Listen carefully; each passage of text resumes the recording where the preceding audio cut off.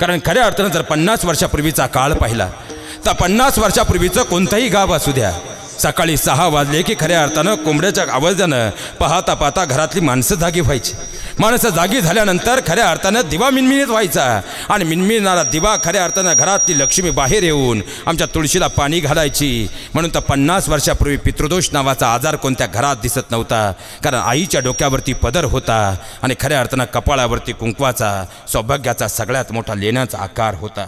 पाहता पाहता खऱ्या अर्थानं घरातला करता माणूस सकाळी 8 वाजता आपल्या शेतावर जायचा. कुही कुही खऱ्या अर्थानं कोकिळेप्रमाणे मोठीवरचा आवाज घुरवायचा. पहिल्यांदा चामडाची, नंतर पत्र्याच्या मोठी आल्या. हळूहळू त्या मोठी बाजूला पडल्या. मोठी बाजूला पडल्या तसा नाडाही बाजूला पडला. नाडा बाजूला पडला तसं खऱ्या अर्थानं बखळ जागा तिथं आमचं खळं म्हणायचं ते खळंही बाजूला पडलं. अरे घराच्या बाहेर एक तार लावलेली असायची. ती वाकडी तार आलेल्या पोस्टमनचं पत्र टेकवायला असायची.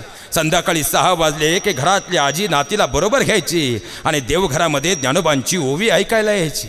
घरातले आजोबा खऱ्या अर्थानं लेकराला जवळ घ्यायचे आणि त्याला खऱ्या अर्थानं तुकोबारांची गाथा, रामायण महाभारताच्या गोष्टी सांगायचे. म्हणून तर आमची लेकरं घरातून पळूनही जात नव्हती आणि खऱ्या अर्थानं आपल्या मात्या पित्यांपासून दूरही जात नव्हती. पण काळ मात्र बदलत गेला. आमची साधनं बदलत गेली. लेकीला आणायला माहेरला बाळतपणाला तो बाप मात्र बैलाची गाडी घेऊन निघायचा. पण बाप अधिसराचा होईपर्यंत त्या आईच्या डोळ्यातल्या अश्रूंचा आनंदाचा महापूर जागा व्हायचा. पण आता भूरदिशी जाणाऱ्या गाडीमध्ये प्रेमाचं स्पंदन राहिलीच नाही. म्हणून तर आमच्या आयुष्याचा गंध खऱ्या अर्थानं आता पुन्हा माघारी जावं असं वाटायला लागलं. पण काळ बदलत गेला, साधनं बदलत गेली. कारण प्रत्येक गोष्टीला काही ना काही पर्याय होता. आमची दारासमोरची मोड गेली कारण मोटर आली. आमच्या दारासमोरची बैलगाडी दूर झाली कारण आमच्या दारासमोर 4 चाकाची मोटर आली. आमच्या घरासमोरची खऱ्या अर्थानं पत्र अडकवायची ती तार गेली कारण आमच्या हातात मोबाईलची जीवनाला विस्कटवणारी घडी आली. पाहता पाहता आमच्या घरातली प्रत्येक गोष्ट बदलत गेली. अरे घरात गेलं तर मातीनं सारवलेलं असायचं. त्या पोयट्याच्या मातीचा वास जरी नाकात घुपला तरी खऱ्या अर्थानं घरातले संस्कार कळून यायचे. दारावरती आत गेलं तर कमीत कमी 10 ते 15 देवतांचे फोटो असायचे. बाजूला उजव्याच भिंतीवर मात्र घरातील गेलेल्या आमच्या सगळ्या पिढीचे फोटो असायचे. त्यावर असणारे हार मात्र खऱ्या अर्थानं घरातल्या आमच्या पितृलोकातील पितरांनाही उद्धाराचा मार्ग दाखवताना घरातले संस्कार सांगायचे. काळ बदलत गेला, माणसं बदलत गेली, घरं बदलत गेली. कारण प्रत्येक गोष्टीला पर्याय होता. पण मात्र कधी न बदलायला हवी अशी एक गोष्ट सध्या गेल्या 6 ते 7 महिन्यापासून वारंवार माझ्या दृष्टीसमोर आली. म्हणून आज इथं बोलण्याचा प्रयत्न करून जातो. खऱ्या अर्थानं प्रत्येक गोष्ट बदलली कारण प्रत्येक गोष्टीला पर्याय होता. पण एक गोष्ट खऱ्या अर्थानं बदलायला नको होती, ती म्हणजे खऱ्या अर्थानं आमच्या घरातले आजी आजोबा. आज खऱ्या अर्थानं घरामध्ये आमची मुलं बिघडतात.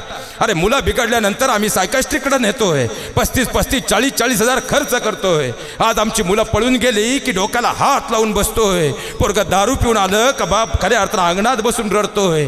पण याची कारणं खऱ्या अर्थानं समाजात शोधू नका.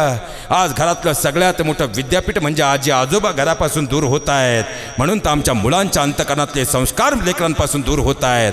ही सगळ्यात मोठी वास्तवता आहे, सगळ्यात मोठी. हात जोडून माझ्या बहिणीने तुम्हाला एक विनंती करून जातो. एक वेळ तुम्ही तुमच्या घरातल्या आजी आजोबांना उपाशी ठेवलं ना तरी चालेल. कारण जगाच्या पाठीवर तुम्ही म्हणाल हे आजोबा गावंढळ आहेत, मागच्या पिढीचे आहेत. पण जगाच्या पाठीवर अव्वल ज्ञानाचा साठा असणारं गुगल, पण ते गुगलही जिथं कमी पडतं तत्वज्ञानात हारतं. खऱ्या अर्थानं उत्तरांमध्ये संपतं. तिथं जगाच्या पाठीवरचा एक तत्ववेत्ता जन्म घेतो आणि ते आमच्या घरातल्या आजी आजोबा आहे. कारण रात्री 10 वाजता मी गुगलला विचारलं तो चंद्र आहे का? गुगलनं उत्तर दिलं तो चंद्र आहे.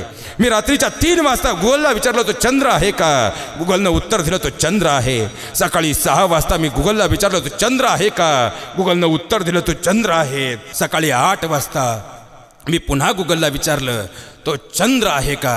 गुगलनं सांगितलं तो सूर्य आहे. पण त्याच वेळी मी संध्याकाळी 7 वाजता, 8 वाजता, 9 वाजता, 10 वाजता, 12 वाजता, 2 वाजता, 3 वाजता, 5 वाजता, 6 वाजता माझ्या घरातल्या आजोबांना विचारलं बाबा तो चंद्र आहे का? बाबांनी सांगितलं तो चंद्रच आहे. सकाळी 12 वाजता विचारलं बाबा तो चंद्रच आहे ना? आमच्या बाबांनी तरीही सांगितलं तो चंद्रच आहे. कारण तो चंद्र आहे का सूर्य आहे यापेक्षा माझ्या लेकराचा नातवंडाचा आनंद कशात आहे याचा विचार करणारा आमच्या घरातील गुगल म्हणजे आमच्या घरातील आजोबा आहेत. खऱ्या अर्थानं गुगल तर मॅप फक्त मार्ग दाखवतो, पण संस्कारांचा खरा मार्ग दाखवणारा विद्यापीठाचा मॅप जर कोणता असेल ते आमच्या घरातले आजी आजोबा आहे. पण आमच्या घरातली मुलगी शिकली, पाहता पाहता घराच्या बाहेर पडली आणि एकत्र कुटुंब पद्धतीचा विध्वंस होऊन आता खऱ्या अर्थानं आमची विभक्त कुटुंब पद्धतीने जन्म घेतला आणि शहरात गेलेली आई मात्र नातवंडांपासून लेकरांना दूर करू लागली. म्हणून तर शनिवार रविवारचा दिवस आला ना की घरातली 5-5, 6-6 वर्षाची लेकरंसुद्धा आपल्या आईचा हात धरतात आणि आपल्या आईला सांगतात, उद्या परवा सुट्टी आहे, उद्या परवा सुट्टी आहे, पटकन येऊ जाऊन, चल ना ग मम्मी मला माझ्या आजोबांकडे घेऊन. थरथरणाऱ्या काठीला बळ मिळतं बघ, थरथरणाऱ्या काठीला बळ मिळतं बघ, आणि दुःख झालेल्या नजरेला आभाळ मिळतं बघ. थोडा तिथं प्रकाश करू एक रात्र राहून, चल ना ग मम्मी मला माझ्या आजोबांकडे घेऊन. त्यांच्या खरभरीत हातानं निघतात म्हणती खाकरं, त्यांच्या खरभरीत झालेल्या हातानं निघतात म्हणती खाकरं, पण त्याच हातांनी जगवलीत ना ग आजपर्यंत कितीतरी पाखरं. एका तासासाठी आपण पाखरं व्हायला जाऊ, चल ना ग मम्मी मला माझ्या आजोबांकडे घेऊन. अगं हीच आपली दिवाळी समज, जाणं आणि येणं, हीच आपली दिवाळी समज, जाणं आणि येणं. सिमेंटमध्ये आता ऋतून बसलंय ग त्या गावचं बेनं. असं कोणतं झाड नसतं जे मुळं टाकतं खाऊन, चल ना ग मम्मी मला माझ्या आजी आजोबांकडे घेऊन. अगं खऱ्या अर्थानं फोनवरती खोकलण्याचा तुला आवाज येत नाही, फोनवरती खोकलण्याचा तुला आवाज येत नाही. हॅलो हॅलो म्हणत फोन कट करते, बाबांसोबत मला बोलायला सुद्धा देत नाही. अगं डोळे त्यांचे आसुसलेत ग हिरवा चष्मा लावून, डोळे त्यांचे आसुसलेत ग गावाकडे हिरवा चष्मा लावून. चल ना ग मम्मी मला माझ्या आजोबांकडे घेऊन. गाडी नको आजोबांच्या पाठीवर मी खेळेल, गाडी नको आजोबांच्या पाठीवर मी खेळेल, नक्कीच तेव्हा त्या आत्म्याला खरा मोक्ष मिळेल. अगं चल ना ग त्या पंढरीला, आई चल ना ग त्या पंढरीला, येऊ पवित्र होऊन. चल ना ग मम्मी मला माझ्या आजी आजोबांकडे घेऊन, माझ्या आजी आजोबांकडे घेऊन. महाराज ते घरातले आजी आजोबा असतात जे संस्कारांचं खऱ्या अर्थानं मापदंड आपल्या लेकरांना शिकवत असतात.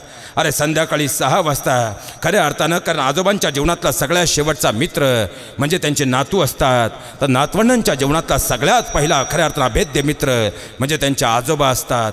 पण आज शिकलेल्या समाजामध्ये खऱ्या अर्थानं तेच आजी आजोबा घरापासून दूर व्हायला लागले, म्हणून तर आमची प्रगती नाही तर विध्वंस व्हायला सुरू झाला आहे. हे सगळ्यात मोठं वास्तव आहे. कारण खऱ्या अर्थानं संध्याकाळी 6 वाजले तर हातात तेलाची किटली घेऊन आजोबा निघतात आणि हातामध्ये नातवंडाच्या वाद देतात. अरे देवघरात पोचल्यानंतर आता दिवा लावायचा म्हणून आजोबा त्या खऱ्या अर्थानं पंथीमध्ये तेल ओततात, पण नातवंडांना जरी 6 वर्षाचा नातू हात धरतो ना की बाबा आज काडी मी लावणार, बरं दिवा मी पेटवणार. अरे आजोबा त्याच्या पुढं मोठं तोंड करून सांगतात, डोळे मोठे करून सांगतात, मम्मी मारेल. नातवंडांना नाही ऐकलं, पप्पा मारेल. नातवंडांना नाही ऐकलं तर खऱ्या अर्थानं तेच आजोबा हातामध्ये माचीस धरतात, लेकराच्या हातात गुलाल देतात आणि त्या गुलाच्या काडीनं काडी ओढून खऱ्या अर्थानं लेकराला पंथी लावून देतात. अरे लेकराने टाळ्या वाजवत नाटंद हसला त्या आजोबांनाच म्हणजे खऱ्या अर्थानं तिथं पंढरीच्या परमात्म्याचं दर्शन होतं. अरे जी भाजी घरात आवडत नाही म्हणून आई 3 वेळा मारते, पण आजोबा मात्र घरात आईला स्वयंपाक करताना त्रास देऊ नये म्हणून नातवंडाला मांडीव घेऊन वाळूवर बसतात. आणि जी भाजी आवडत नाही अलगत आजी कधी त्या नातवंडाच्या तोंडात देते कळूनही येत नाही.